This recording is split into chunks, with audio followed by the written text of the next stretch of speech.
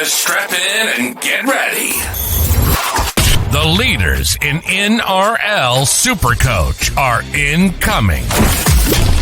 Bringing you the ultimate insight to help you win your leagues and climb up the rankings. You're now listening to the Insight NRL Show with your hosts, Brain, Mattrix, and Whisperer.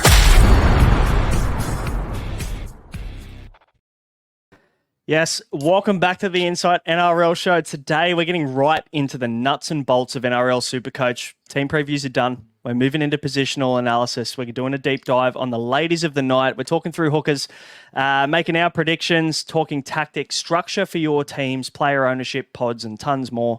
I'm the SC Brain. SC Mattrix and SC Whisperer are with me. Josh, how are you, mate? You're pumped to get through the team previews and into the positions. Yeah. Look, Doug, it's always good when you're like sitting there in December being like, all right, boys, how are we going to plan the preseason? And you go, oh yeah, we'll do all the team previews. And then by the end of it, you're like, fuck, just get me into the positions. But I think we structured it well, when we didn't have as much information as possible, doing the teams first. But yeah, definitely ripping in to the hookers, which is unfortunately probably one of the worst positions to cover straight off the bat. It's good to get it out of the way, though, isn't it? And we'll do that today. But there is some talking points, so we'll go through all of them. But Matty, how are you, mate? You well? Oh, mate, just cooked a chicken on the Weber. I've just got a question for the viewers. Where were you the day that Paul Jermaine Washington Jr. dropped 43?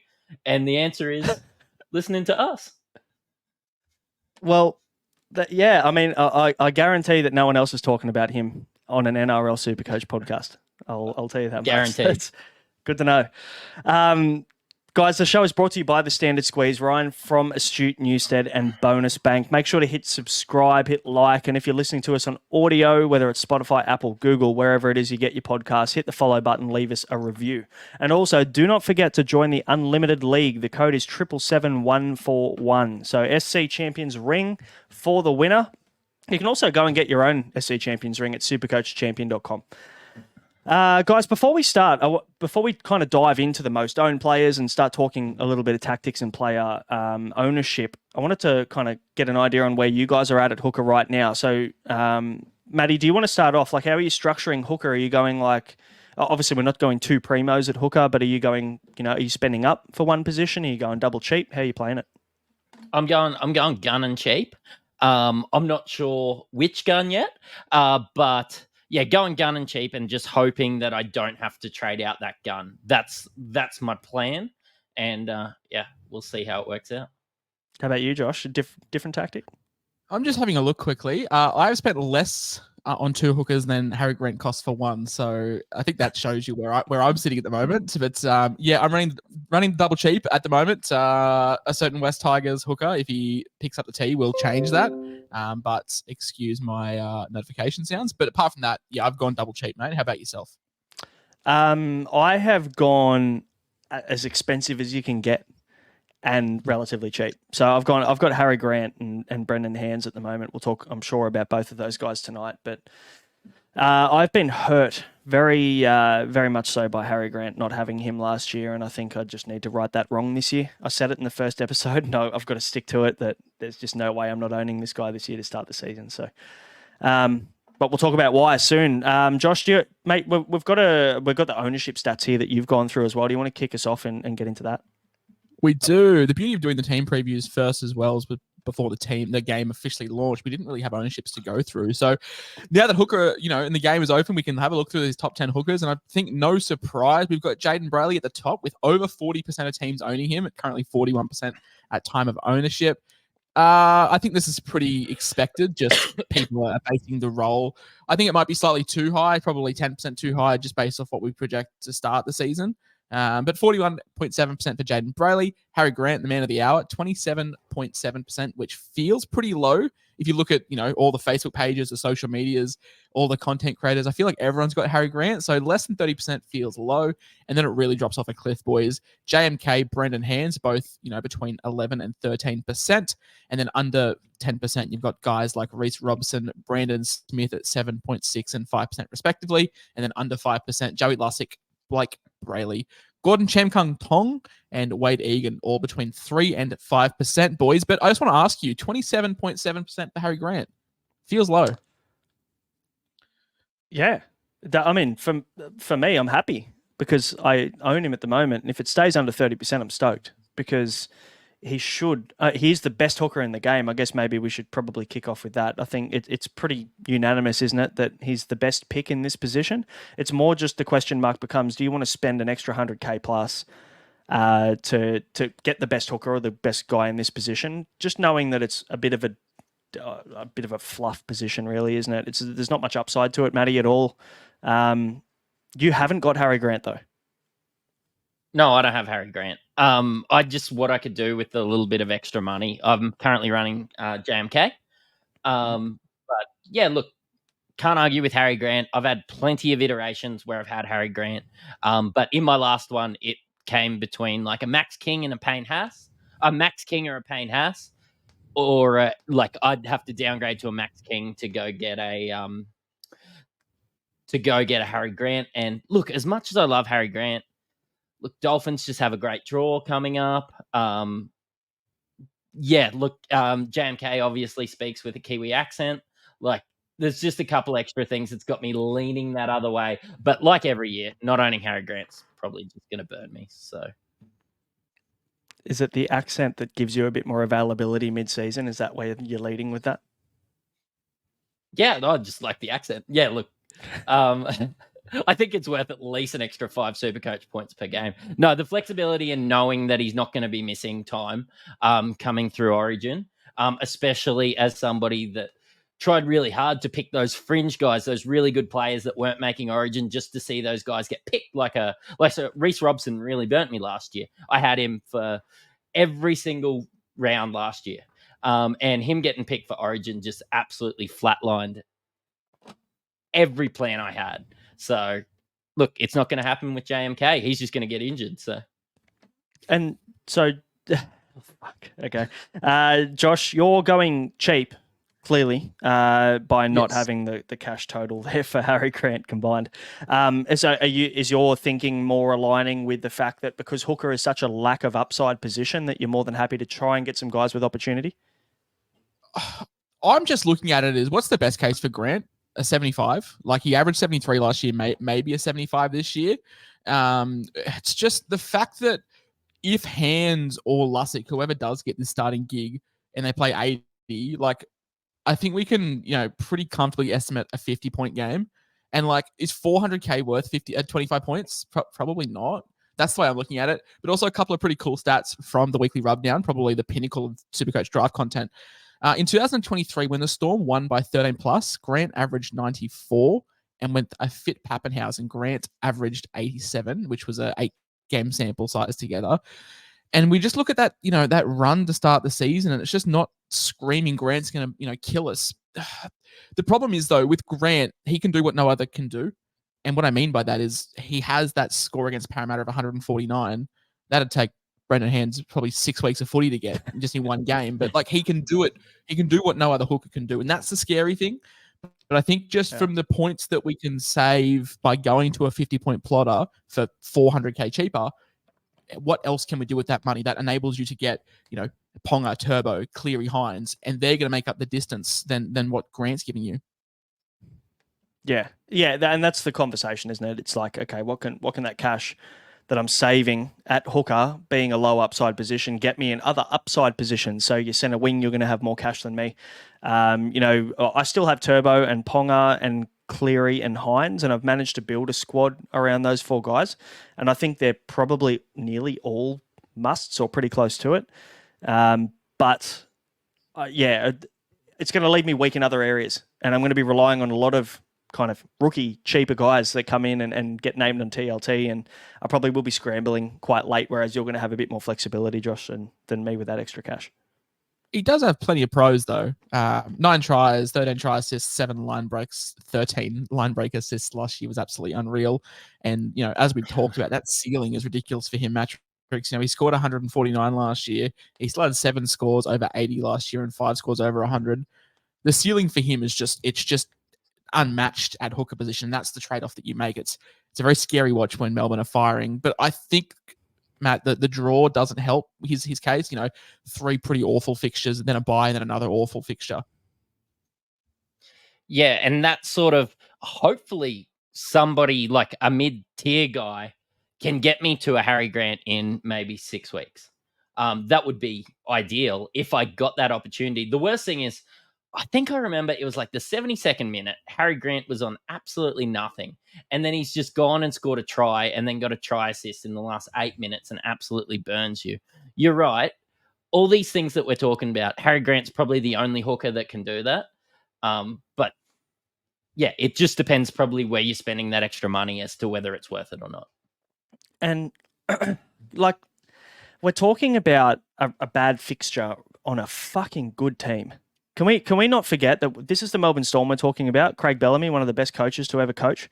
And you know what? This stinks so much of the North Queensland Cowboys last year, when we thought we're going to load up on the Cowboys. Look at their dream run of fixtures that they've got. They're going to be amazing. We're going to have Robson, Val Holmes.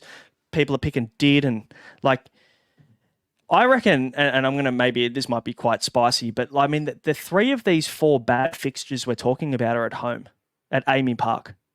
So that's also something to consider. They're versing the Panthers, the Warriors, and the Broncos, and that's not easy. They're playing Newcastle away. That'll be tough.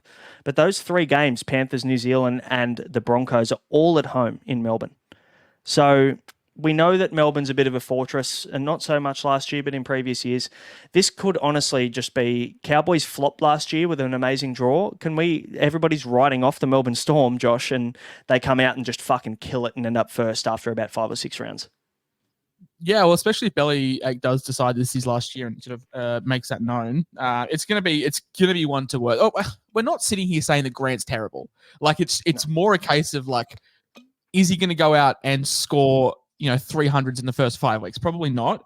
So then the case becomes like, okay, well, what can we do with the money? Like, Grant probably still averages 68 to 70 across these first 5 weeks, which is still elite. But it's like, cool. Well, if I can get a 50-point plotter, what can we do with that? But yeah, fair bit of time spent on Grant. There'll be other hookers that we go through today that probably don't require as much time. And for me, boys, one of those hookers is Damien Cook. He's been the top 2 in terms of Supercoach for the past 9 years, between sort of 2015 and 2024. It's been him and Cam Smith, and then him and Harry Grant. But this year, I'm not seeing it. A 65 last year. I've got him projected about a 63, slight PPM drop off, maybe some minutes there. Does miss rounds 13, and he plays in rounds 16 and 19 for Origin. So he's missing a pretty crucial part of that, including the bye in rounds 17. So he's going to be missing 13, 16, 17, 19 in that middle period, and only owned by 3% of teams. What's the situation on Cook this year, Mattrix? Are you tempted at all, or you just, that's long gone? No, it's long gone. And Cook impressed me probably last year. I expected the drop off to come last year, and it didn't really happen. It wasn't too bad. I think that he'll be a target for draft. I think that you're mad if you're thinking that there's going to be a massive drop off, but I just don't see him improving as a player at his age. When I look at the pieces around him on this South team, I think, yeah, look, I don't see that barnstorming run up the middle where he's absolutely split 2 defenders, picking it up from dummy half. I see a little bit less of that. And we probably saw a little bit less of it last year. Look, love Damien Cook, staying away from him for Supercoach. And I guess it comes, yeah, you're right. He's still a top 3 to 4 hooker, But if you're paying up and you're paying, what's his price? 663K, you just pay an extra 90 and get Harry Grant, don't you? You just save 30 and go to J&K as well with the draw. Yeah, like if you're on the J&K train, which we'll discuss him next, I'm not. But if you are, you just save the money and get J&K with a decent draw. But in saying that, Cook's got the Cowboys, St. George, the bye, the Titans, the Tigers. So he's got 4 great fixtures out of the first 5, and one of them is a bye that he doesn't have a great fixture in. Mm-hmm. Yeah, I mean, it's just a shame because Damien Cook's such a good footballer. But I think his role is starting to be watered down, isn't it, at South? So is it Pete Mamazelis? Probably going to start sneaking some minutes potentially over at Souths as well. They seem to be leaning into him a bit. Yeah, I think you hit the nail on the head there. As Steve Roach would say, he is a footballer, that kid. And Cook is a good footy player, but Supercoach wise, it's sort of dropped off ever since, Seabold left. He hasn't been that elite guy that we've had in previous years where you pick him and move on. But A guy that had some resurgence, and I'll let Mattrix sort of introduce him because he's got a love affair, is JMK. Yeah, look, I just wanted to leave Damien Cook with, did you know he was a beach sprinter before we get to JMK? But now we're good. Really? Yeah, look, JMK, I just like the stars seem to have aligned, and maybe I need to just pay back the universe a little bit for how much I bagged out the Dolphins last year. But JMK was great last year. He was sensational. He's got that attacking upside. The draw's really nice. As I said, the Kiwi accent, he's never going to be going away and playing Origin through the middle of the year. Like, as analysts, the stars have aligned to just go Jeremy Marshall-King. I don't want to delve into the fact that does he get injured again, because anyone could get injured at any time. Yeah, he had unlucky history with injury last year, but he was great last year. You'd like to think that Wayne Bennett's got the Dolphins firing on all cylinders again. The buys are perfect for him. I think the more you write down the pros versus the cons with Jeremy Marshall-King, the more you want to spend up and pay the money for him. I look at his line break assists and his try assists. Those are the things that stand out for me with JMK. Obviously, he missed a chunk of the season last year as well. He missed 9 games total out of 27 rounds. So obviously, availability was a bit of an issue with injury, like you just mentioned. But I think it was 9 try assists last year, which is second most for all the hookers in the competition, and then also 9 line break assists, obviously, that go with those try assists. So the attacking upside is there for me for JMK, and I think if I wasn't just going to go and bank my cash into Harry Grant, I'd definitely be banking my cash in JMK because you mentioned the draw, Matty. It's beautiful. It's one of the best draws in the comp. It's the Cowboys at home. It's Dragons at home, then into the bye. Unfortunately, it's an awkward early bye, though, which is maybe will deter some people away from some Dolphins players. Josh, does that deter you at all? Does that bother you at all with the Dolphins having that round 3 bye? Yeah, it's not ideal, but it's also worth noting every hooker that's not named Reece Robson that is somewhat good has an early bye. We saw Grant in round 4. We saw Cook in round 7. J&K in round 3, Brayley in round 5, Api Coruscant in round 1. Like, all these decent hookers have early buys. So your second hooker will be definitely leaned upon early in these seasons, regardless of where you go. For me, I'm not a JMK guy. I've been pretty open about that. I'm not keen on the off-season shoulder surgery.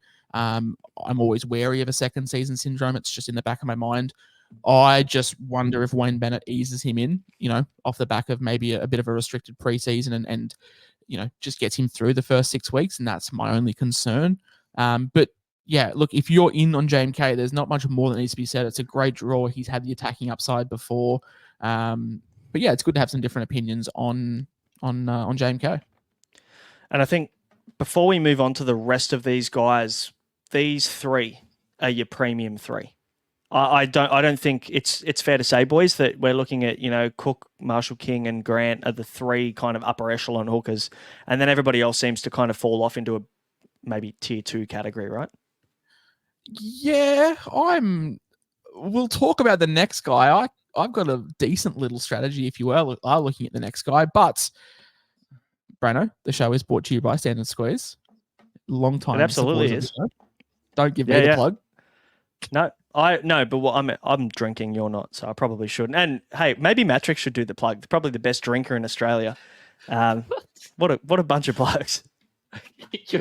Mate, the Standard Squeeze, fantastic. You can put this thing in the freezer, so you load up your grog in there. Anyway, you give her a squeeze. She gives you the perfect pour so that you can count exactly how much you're drinking before you go drive home. Really great for taking camping or anything like that. Look, these kits, and they now have a double shot one too. These kits are, they're absolute lifesavers. And like, I don't keep it in glass bottles anymore. I've got kids running around the house that can knock over glass bottles. Standard Squeeze saved me a million times. Insight 15 is the code. Go and use it. Get yourself 15% off everything in store thanks to the Standard Squeeze.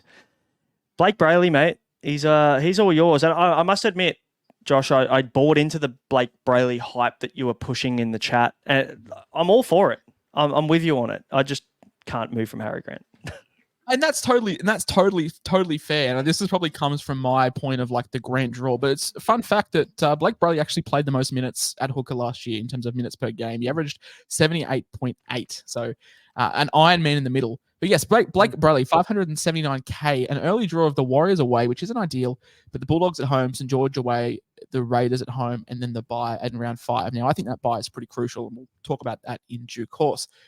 But averaged 57 last year. I don't expect a huge uptick over the season. I only expect about a 58 thereabouts, just 1 point of improvement. But a bye in rounds 5, 16, and 20, I wouldn't be looking at him around 16 to 20. The big appeal for him is early on, with an ownership of 4.8%. So the 4.8%, maybe you're on my little theory of Grant's got a really crap first 4 weeks. Brayley's got a pretty good first 4 weeks. Grant's got the bye in round 4. Brayley's got the bye in round 5. There is a world where I start with Brailey, flick him in round 5 to bring back in Grant after he's gone through that first 4 weeks of hell, boys. I'm just looking at those Bulldogs, Dragons, Raiders fixtures. And the psychology is if I pay up for JMK, I feel like I'm going to be stuck with him. Like I don't really want to sell him if he's doing well.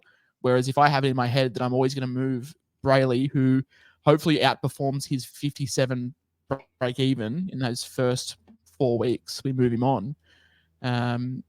Yeah, that's sort of my thinking behind it. I'm not loving Brailey for the season, but I like the little 5 week play of playing him in the decent draw and then flicking to Grant.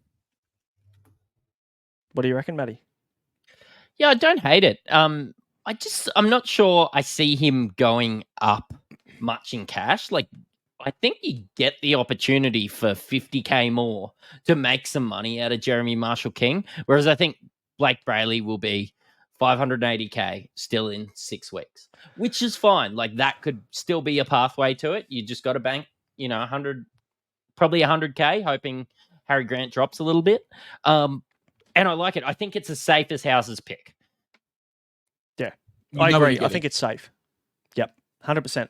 I guess the question you need to ask yourself is Harry Grant losing 100K in the first 5 weeks of the season? Probably not in one price cycle, but he could definitely lose 70. And if Brailey goes at say a 65 over these first 4 weeks, which is not like a huge uptick, that's 7 points.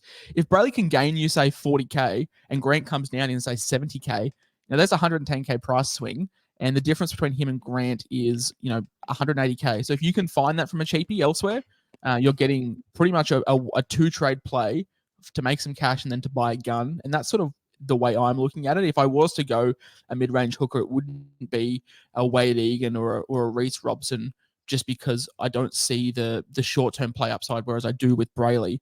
But the pros is the draw. We've touched on this. He likely plays close to 80 minutes. We've already said that he is the leader in hooker minutes last year by a little bit over Cook and Grant. Robertson was pretty much neck and neck, was the only other one. The cons is playing with one of the most ball-dominant 7s in the comp, and you're also now getting Trindle, who loves to have his hands on the footy, and so does Will Kennedy, for that fact. So the attacking upside might not be there, but he is a very base player, and you only need 1 or 2 attacking plays in these first 4 weeks for it to pay off, in my opinion. It's not a case of you needing... Like, we'll touch on Appy in this episode, boys. Appy's got a horrible base. Braino was telling me before we started. He's got the worst base out of this list. Brailey will get you 55 points just stepping onto the field. He just needs 1 or 2 attacking returns in these first 4 weeks to, really make that plan to Grant work, in my opinion. Yeah, and we talk a lot about making cash, don't we, Matty? Like, make cash early, build your bank up, and then obviously you can make your moves at the back end of the season. So this could be genius if it pays off and Harry Grant drops like we think he might, and you can do that nice little swap around that bye period for both of these teams. Yeah, you also have to get points. I don't think Blake Brailey is a cash maker. I'm still not there, but I do think that he will get you as advertised, and he'll just get you runs on the board. Like, he'll get you those 57 points every game. Lock it in, Eddie. And for me, like, Harry Grant, right, if you're expecting him to lose a bit of cash and have a bit of a tough run to start the season, he's priced at, a 73.5 or 74? Let's say he scores 67, right? He loses 70K to start the season. Does Blake Brailey average 67 plus? Or are you going to be ahead on points? Yeah, you might have dropped a little bit of cash, but Harry Grant's going to make that money back eventually. Yeah, I'm just thinking, and this is just me maybe trying to outthink the room here, but if Brailey averages 63, That's only 6 points better with a good draw, which isn't out of the question. You know, it's 200K for 6 points, or for 4 points, actually. So that's just the way that I'm looking at it. Seems like we're a little bit divided on Blake Borelli, which is cool. I think we're all going to be unanimous on Wade Egan at 576K, boys. What a troll. Scored for about 28 weeks in a row last year, and then everyone bought him, and that was the week he had a HA after about 5 minutes. Scored a 56 last year. You read Twitter, and it makes it feel like he scored 80 points. I see a lot of love for Wade Egan, and people are acting like, you know, he's 20 points underpriced because of a couple of HIAs. He's a perennial 40-point scorer in years gone by. I understand that Andrew Webster's got this new philosophy and new culture at the Warriors. I need to see it again. We got catfished by Reid Marnie last year at the first price point, didn't we? You know, on the bubble, he was going to make a ton of cash. He went, you know, 90, 80. Wade Egan did the same thing and just kept fucking going, didn't he? He went 99 with a try and a try assist, 88 with a try, 71 with a try. Then he got a HIA. Didn't play against the Bulldogs in round 4. And then he got a 64 with another try. And I remember sitting here, Matty, and we were talking on a round 3 preview or something going, do not get Wade Egan. He will not continue to score tries. He's never done this. And then he went before. try. So, but then the thing is, for the rest of the season, he scored 1 try in the next 23 rounds. So, like, you've got to be not looking and being baited by those first 5 rounds. You've got to look at the rest of the season and, you know, 60, 40, 20, 60, 70, 30, 40. And then he got a couple of try assists, scored some 70s, 60s, but then he finished with a 16, a 32, and a 61. So, like, yeah, there's way too much inconsistency, Josh, for me. So you're paying for a hooker to get attacking returns, which is just not the play for me. But also buys in rounds 13, 19, 27. He's gone for 66% of those major buys, which is, you know, not a play. 3.1% ownership. We've already mentioned the pros and cons. I'm not keen. You're paying people are saying he's underpriced because of the HIAs. I think he's overpriced because of the historic outlier season of tries, and I'm happy to always bet against the exception, not the rule. Yeah, there is another big outlier that we'll talk about soon. I haven't mentioned it yet, but it's very obvious, and it'll be interesting to get your guys' thoughts on this as well. But Api Coruscant, the Tiger, I mean, there's a little bit of rumor floating around that he may be goal kicking. I think Josh put a bit of a clickbait photo of him kicking one off the tee in the Discord, and everyone just went fucking ape shit, Matty. So, is he me pressing for clicks? Surely not. That's Matty. The question now becomes, if he is goal kicking, do you pick him?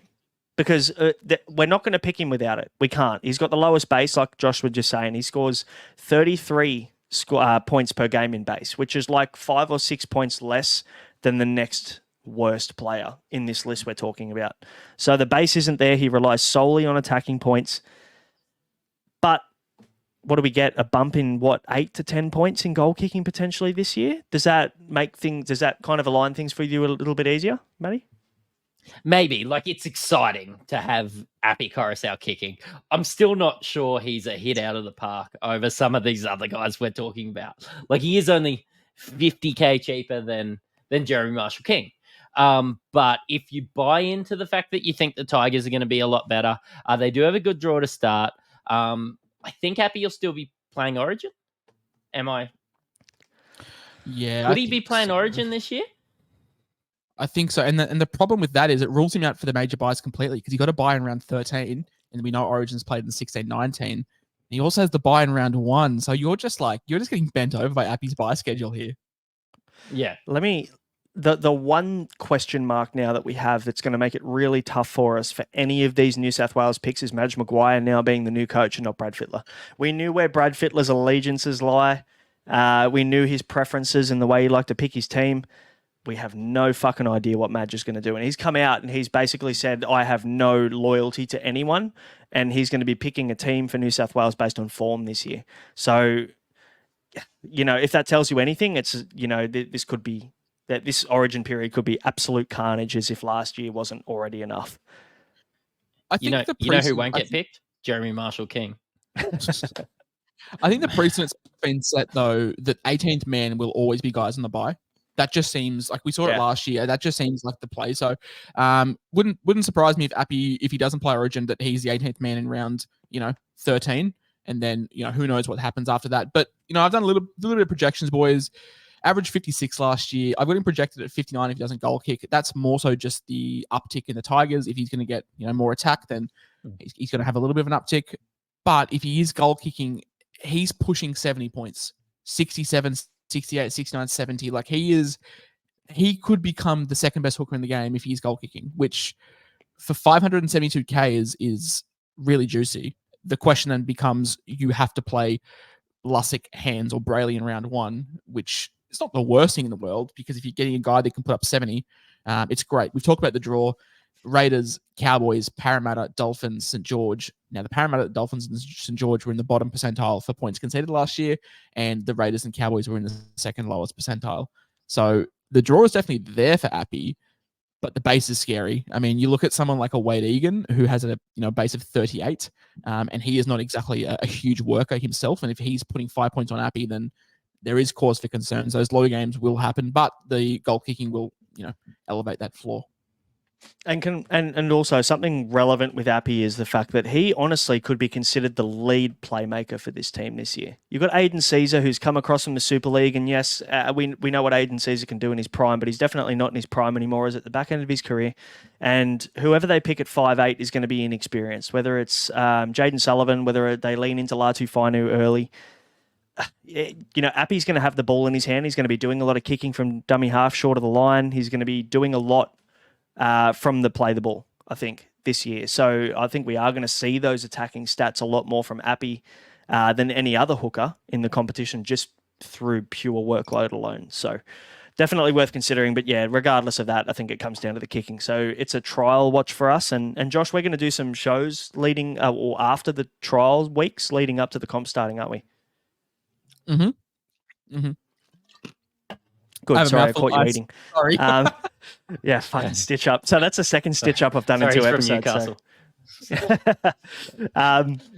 Boys, before we move on to the kind of, I guess, bottom tier, we can call them bottom tier. We've got to give a shout out to Ryan from Astute Newstead.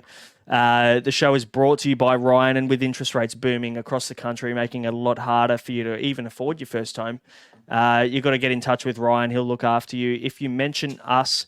So Hammond's Home Finance is who you're looking for on Instagram, or you can send him an email, ryanh@eganwealth.com. Just send him a message saying that you watched the Insight NRL show and we sent you there. He'll look after you. He's got access to 50 lenders on panel. He'll do all the work for you, and you don't have to worry about a thing. It can be a stressful process as well, going through that kind of finance side of things for home loans. So let Ryan do the work for you.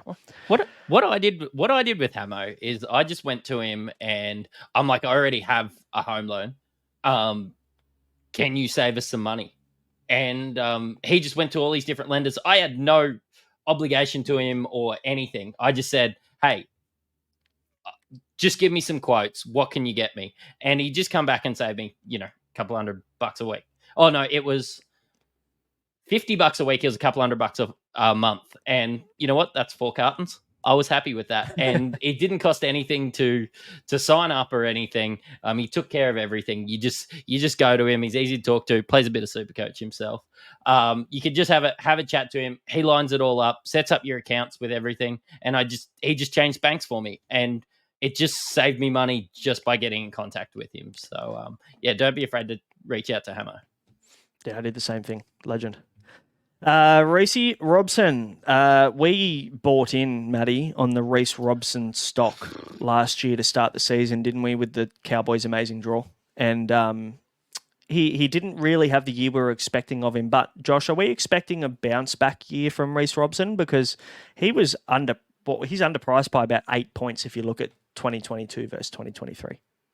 Yeah. So had a bit of a drop off just in overall production. Only put up 55 last year, but got him bouncing back to around that 60 mark. But you talk about a guy that you can just you talk about Blake Rally being meat and potatoes. Reece Robson doesn't have a bye until round 16.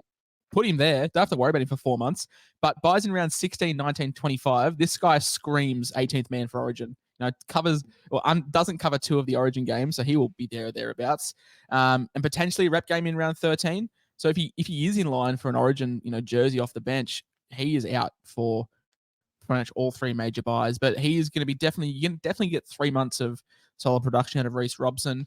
7.6% of teams also agree, as he is owned by that many. The pros, 9-point drop on 2022. He probably could break back into that 60 range. I've got him pegged at, say, 60, 61. But it does come down to the cows. Now, it has been noted today that Ruben Cotter and Tom Dearden have been named co-captains. Tamalolo has been demoted. And that forward pack isn't getting any younger. McLean, Lolo, Granville, I think they're all over 30 now. So Robson was 0.1 minutes behind Brayley. We spoke about Brayley being the leading minutes guy at hooker, and Robson was behind him by 0.1 minutes. So he was basically tied for first as well. So he is a very, very steady set of hands. His draw is sort of up and down. Dolphins in round 1, Newcastle in round 2, Tigers in round 3, Broncos round 4, Gold Coast round 5. So it's up, down, up, down, up, down. But Reece Robson, you're buying him at the low, which is always nice. And you're buying him knowing exactly what he is. Like, he is a very 7 out of 10 Supercoach option. And I don't hate the pick as probably much as people would think, because he doesn't have a buy until around 13. And we spoke about all these hookers having so many early buys. He is a guy that you don't have to worry about at all. I think when you have a look at the fact that he scored 2 tries last year and only had 3 try assists, like, either he's going to be matchup proof. Like, he is going to get this regardless of who he plays. Maybe on the harder matchups, he might get more tackles and stuff. So that's going to be better for Reece Robson. Maybe you don't look at his matchups when it comes to that, because he's not getting his points in attacking stats. But I've just been burnt, and I'm just not sure I can go back to the well. And it's that awkward price, $550K. Like, yeah, do you really want to pay that much when you can pay a tiny bit extra and just get someone that you can rely on a little bit more with? His base is 45, so don't get me wrong. He's got, I think it's only 2 points less in base than Harry Grant. So when you're talking about upper echelon, like Reece Robson, when you're looking at a guy that's reliable, Reece Robson's your man. If you want to save yourself $200K and you want base, that's fine. He's there. He played every game bar 1 last year, boys. So pretty much Mr. Consistent. 1 score below 40, 1 score above 70. Just bang, right there. Coefficient variance rating of 24%, which means he doesn't move from his score by about 24%, which is very, very good. He is exactly what you get, and he is a very, very steady set of hands. He has no risk. He has no upside. He is a very good draft option. Yeah, great draft option. Absolutely. The question you now need to ask yourself is, do you think Brendan Hands, with the minutes at the Eels, could do the same thing or very close to it, and you could save 250K? That's the question. Yeah. And that's what we're hoping for these, mid-range Eels plotters. And speaking of a former Eels plotter, Reed Money, 547K, a very, very down year based on what he's done at his peak of only a 54 average last year. And unfortunately for Reece and for the three of us, because we all bought into the hype last year, I think that's pretty much there or thereabouts next year at a 55. Buys in rounds 8, 15, and round 19. No rep games because he's going to be stuck behind Harry Grant and Ben Hunt.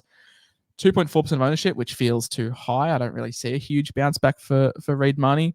But he had one good year, boys. Like, you look at his scores, and he's a mid-50s guy. He had one good year 2 years ago where he averaged, 63?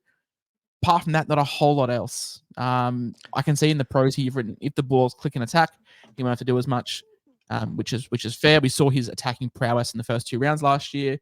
A lot of his demerits, this is a fantasy versus Supercoach thing. Missed tackles in fantasy are hit hard, very hard. So he was very, very poorly scored last year in fantasy, but Supercoach, I think, only minus 1 point. But in saying that, he did miss the most amount of tackles in the comp last year, boys. Some reinforcements in the Bulldogs pack. He's not going to have to do as much. So maybe we do get 3 or 4 points better in terms of missed tackle points. And I think also when you watch the Bulldogs games last year, he was the first up out of the line. It was kind of like they were using him as a bit of a bumper to slow down the props, slow down the big men in the middle of the field, and then the rest of the guys would come and kind of clean up the mess. So from a Supercoach perspective, that's exactly what he was last year. But obviously from a football perspective, great. That's a great role to have because it'll kind of free up your big fellas to do a little bit less work in the middle. But in saying that, Supercoach, it hurts. We did talk about this last year, Matty, that the style of play from the Eels to the Bulldogs is very different. The way that they shift the ball. He was really well used when they were up the guts. They used the kind of one out hit ups a lot of the time for the Eels, and they did that really well. They had a big forward pack, and Reid Marnie kind of feasted in the middle of the field because he likes playing direct. Whereas the Bulldogs play a very lateral style of football. They shift the ball 2-3 out. More often than not, their forwards were a bit decimated last year as well, so they did play a lot more laterally, where Reid Marnie seems like he gets a little bit lost when they're playing laterally as opposed to up the guts, up the middle of the field. So, something to consider there. Maybe with the Bulldogs being a little bit better in the middle of the field, that could help him. It's still not a look. But again, when we're talking hookers, very quickly, let's talk draft, because it's Harry Grant, and shout out to the weekly rubdown guys. It's Harry Grant up front in round 1 or 2, if you can get him. And then it's literally a hooker from round 10 onwards, isn't it? Yeah. Yeah. So yeah, absolutely. If he's there in round 10, 11 or something, you just snap him up at the back end. The problem with draft is as well, like most people draft before TLT. So like, even if you're looking at a Grant, or even if you're looking at a Lussick or Hands, it's just like, fuck, you have to gamble on one of them. Like, it could be wrong. Like, that's the issue there with draft. For me, draft, if I don't get Grant, I go with someone that's like very, very solid. And Mattrix's best friend, Lachlan Croker, falls into that category at 532k. 52 average last year. I think he averages 52 this year, boys. Buys in rounds 13, 17, 22. Won't play rep games, but owned by 0.5% of people, which I think is perfectly fine. He's not a classic option. He just does what he does. Yeah, I think that's exactly what it is. And like, that's sort of why I throw someone like Lachlan Croker. Like, somebody says something like, oh, why aren't we adding this guy? It's like, because he's a Lachlan Croker. Like, because he's just going to do what. Which is not an insult. It's just exactly what he is. Oh, 100%. Like, you know what? I'm probably like, again, round 10 comes around. I'm probably going to be looking at a Sam Verrills and a Jacob Little and a Lachlan Croker, and I'm going to be looking at blokes like this because you know what? There's a chance that they are worth a little bit more, but like the chances are, I just sit there. I've used all my draft picks to chase some attacking upside, and Hooker just sits there all year. And that's, I think I ran Billy most of last year, and it was perfectly fine. I made the final and lost to Braino, so fuck you. But I think when it comes to draft, like, we should be talking about these blokes like Croker, like Phoenix Crossland again this year. Like, he could get some minutes and still be serviceable there if you're in your last, pick there. But yeah, it's your Littles, it's your Smiths, it's your Crokers, it's your Verrills. Yeah, I really like these guys. Let me just add, so Lachlan Croker, 0.5% owned, not very popular. Gordon Chan Kum Tong is more owned than Lachlan Croker, the starting hooker for Manly. Gordon Chan Kum Tong off the bench is more owned. Now, this is just a cult figure pick, I'm assuming. But that hurts Croker, doesn't it? Surely if Chan Kum Tong's going to be off the bench and he's going to be getting bench minutes and he's the next big thing and everyone loves him, if he's getting minutes, it hurts Croker, doesn't it, Josh? Or does he shift to the middle of the field for a little bit and not lose minutes? I probably just think it's more of a case of like less minutes, bigger upside. Turbo's back. Turbo's pushing to the middle. Like, these are all just very small factors that factor in. Like, if Croker came out and averaged 54, is it going to make headlines? No. If he comes out and averages 48, is it going to make headlines? No. It's just like you reject him, for what he is. So Croker is Croker. Picking up in draft in the very late ends. Classic. I am not touching him. I think we can skip past Chris Randall too. The only reason he's made this inclusion is because we've done the top 10 scorers of last year. Chris Randall probably won't even be in the side come round 1. So the less said about him, the better. Let's talk about some notable mentions. Jaden Broley, 330k. It's taken us 45 minutes to get to the most popular Supercoach hooker. Yes, come round 10, he will be fine. The dilemma is, boys, and every podcaster has spoken about this, is the timeshare. Phoenix Crossland was great last year. Great. He was fine last year. And Brayley's come off 2 serious injuries. No guarantees he plays big minutes. I think we said this on the night's preview. I put out a tweet and said, if you knew exactly Jaden Broley was playing 55 minutes, would you buy or fade? And it was dead split 50-50. So looking like 55 minutes is the cutoff point for where people are keen. I think it's a case of he still has value even if he plays 45 minutes, but that value won't present itself until 6, 7, 8, 9 rounds down the track. Completely agree. I don't have him in my team at the moment for that reason. When you put up that poll, I voted on it and I said I'm fading him if he doesn't get 55 minutes. So I was on the fade side of things. I'm like, I need 60 plus from him to even consider him as an option. Just look at his career PPMs, like 0.7 to 0.8. He did average 59, I think it was, in the only season I think that he's played, or the only full season that he's played in the last 4 years.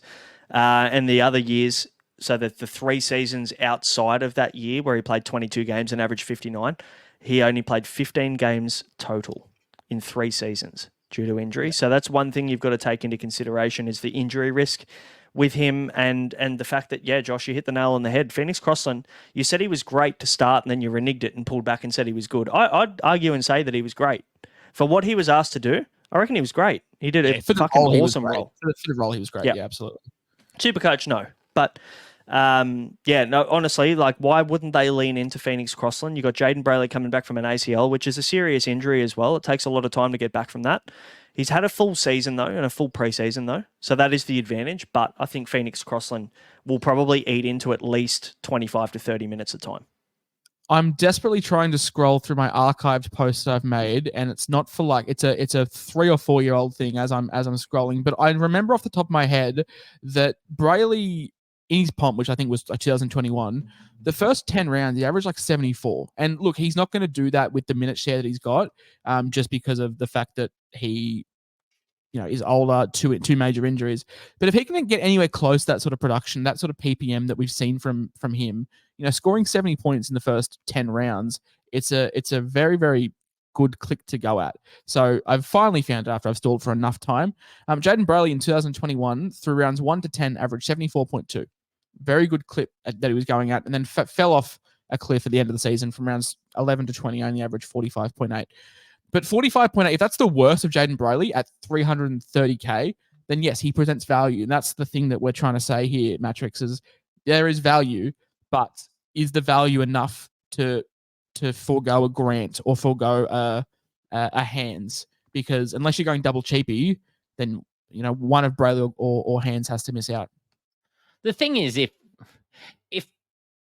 Brad Arthur comes out and names Brendan Hands and Joey Lussick round 1, then I'm probably just going to go back to Brayley. Or I'm retiring. I'm done with Supercoach. All my plans are forwarded. I'm done. But honestly, that could happen. He's a coach. He doesn't care about your Supercoach team. So basically, that could happen. And I'll just go back to Brayley. And yes, you know what? If he is a 45-point average guy, and I've got to pay up to get him to Reece Robson in 6 weeks, and I've got to spend $100K to do it, I'll do it. I don't think Jaden Brayley's a bad pick. I think everybody's on the right track. I just think if there's an Eels 80-minute guy, and that could be an excellent segue into the next players, because I think what we're all looking at with our second guy is an Eels 80-minute cheapie. Somebody 350K that's going to play 80 minutes. You can't... Jaden Brayley's not going to play 80 minutes. Phoenix Crossland was too good last year. If we get this Eels 80-minute guy, we want them. And we have to have them. That's going to be the best pick in Supercoach. Yeah, and look, I guess, boys, the question becomes, do we trust Brad Arthur? Because he's come out and he said very openly, whoever gets the gig is going to be playing maximum minutes. He loves playing an 80-minute hooker. So Hands at 342, Lussick at 313. These are the only 2 guys that can get this gig. Which has merit because he picked Jake Arthur 48,000 times for 0 minutes last year. So it does have legs.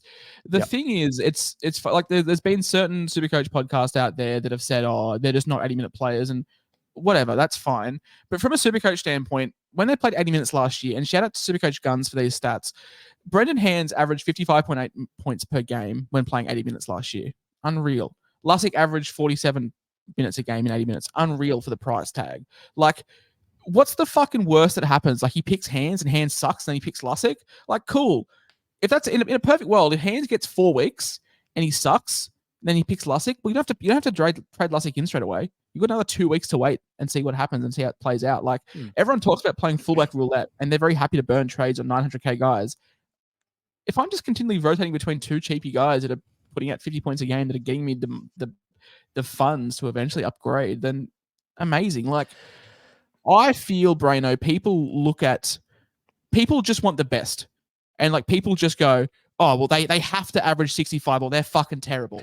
And that's how it feels sometimes. Like it is perfectly fine. Not everyone in your team is going to average 65 points a game. It is perfectly fine to have a guy that gets 50. And it's perfectly fine to start a guy that gets 50. And the way to look at that is if you're picking your 4th reserve and he averages 70, if you're picking your 4th reserve and he averages 50, what difference is that between starting a guy and then having a better reserve? Like, don't just look 100%. At it as he is starting, he has to score good points. Just look at it as he is the 17th option in my team. Yeah, very well said. But I mean, I think I look at the price and what they're priced at. You know, the reality is you're going to get your Jermaine Hopgoods and they're going to be priced at fucking 297k and they're going to be 600k players, and that's great. And that's a win for everybody. But everybody fucking also buys them. You know, no, we're not missing players like that. It's too obvious. Yeah. Whereas you go and you get your Hands or your Lussick or your Brayley or whoever that ends up being, and they go and make you that money. You know, it's a bit of a free swing, to be honest. So I'm looking at a guy for 300k and going, what can I do with the rest of the money? I think that's probably more of a relevant conversation is what am I doing with the rest of the cash instead of picking Harry Grant, instead of picking JMK? What am I doing with that 300k in another upside position? I think the one thing that I will say on the hooker question here is how many trades do you want to burn at a position with very, very minimal upside?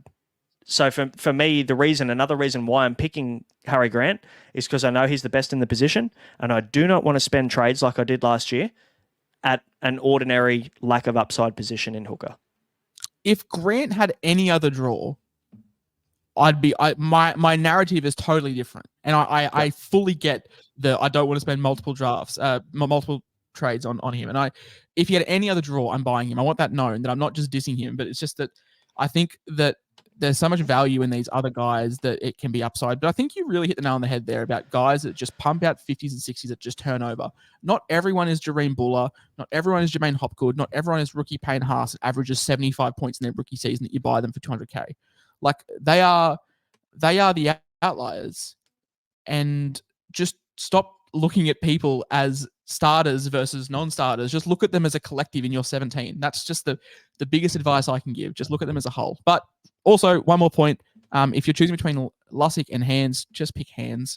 Find the money and get Hands because it's so much easier for Teamless Tuesday for you to go Hands to Lussick than for you to go Lussick to Hands. And if you build your team with fuck all funds in the bank and Lussick is named in round 1, you have to do some maneuvering to get him in. Just pick the more expensive guy and move to the cheaper one if possible.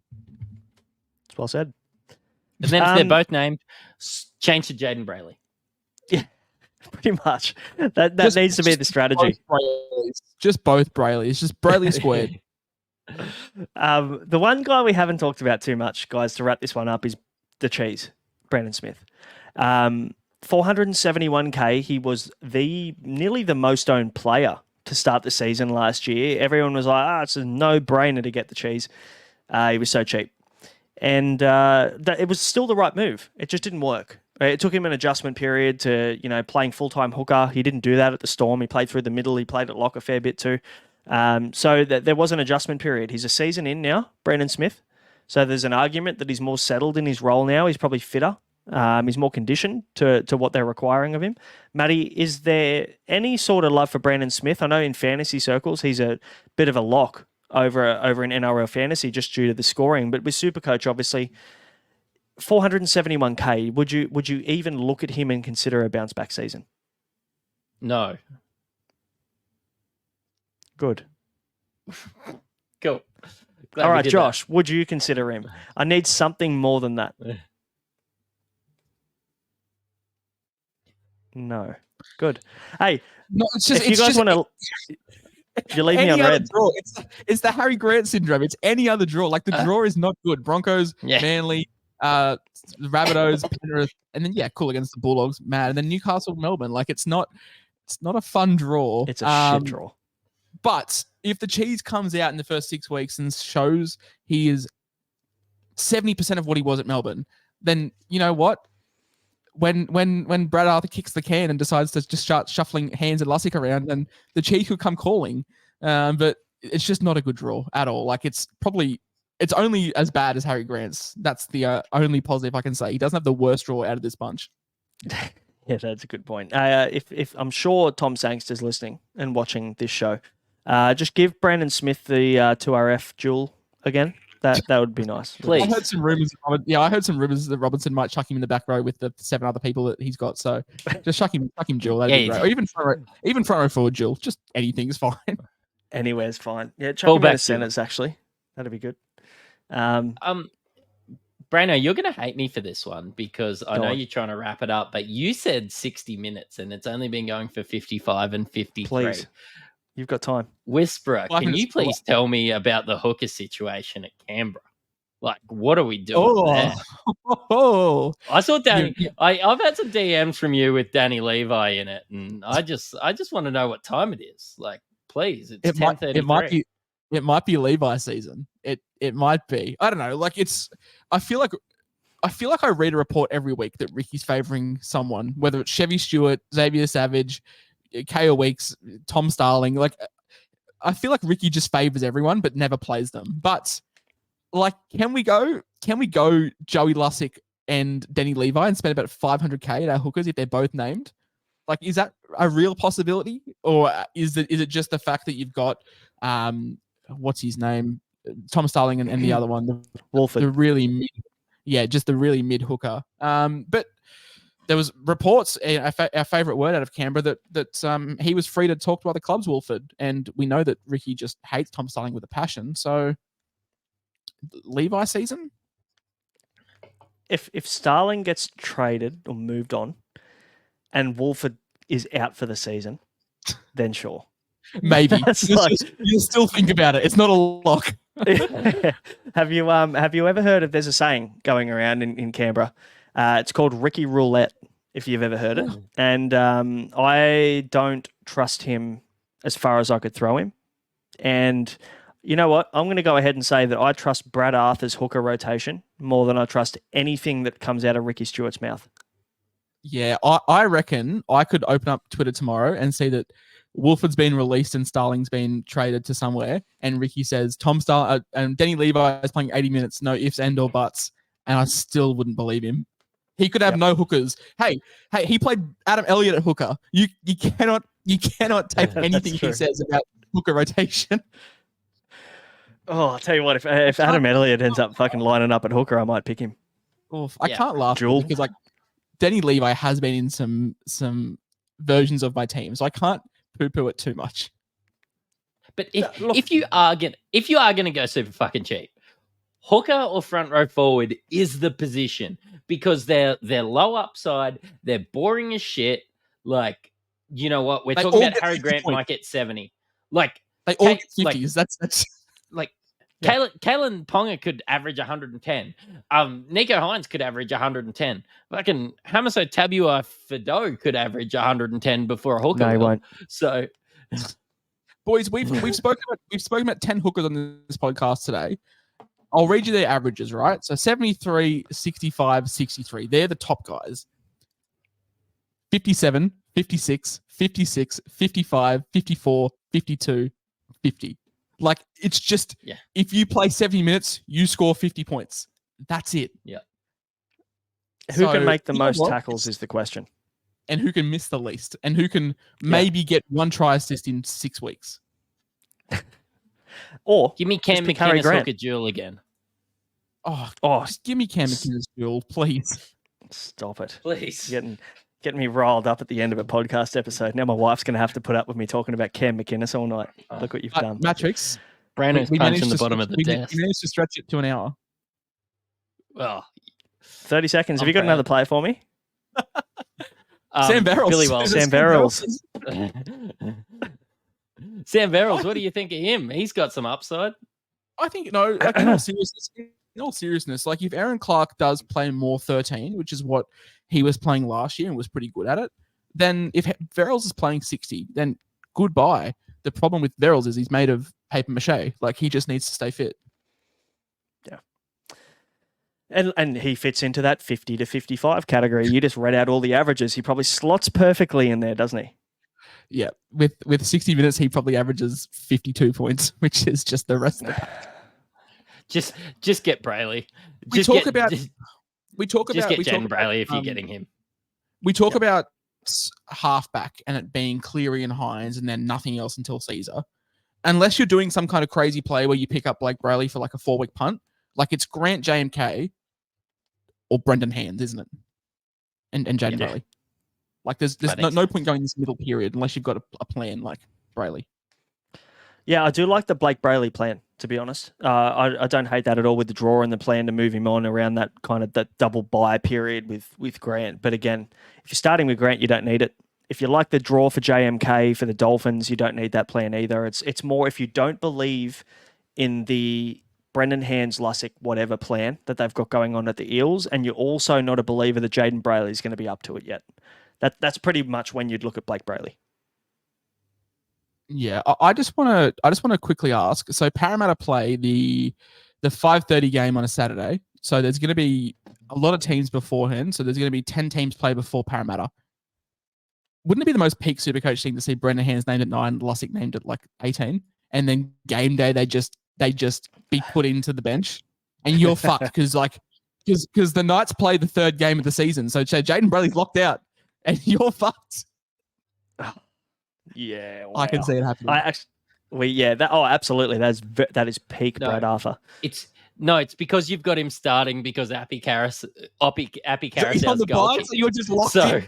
You've already got him sitting on the bench. So Appy Carousel goal kicking. So you're all excited, and Lussick gets the start from 18. Coruscant kicks goals in the 2 trial games in the lead up to the season, and then you see Aiden Caesar get the fucking tee out as soon as the Tigers score their first try. You pay $600K for Coruscant because he's kicked 100% in the trials, and then there's like a non-reported hamstring strain like the Thursday before round 2.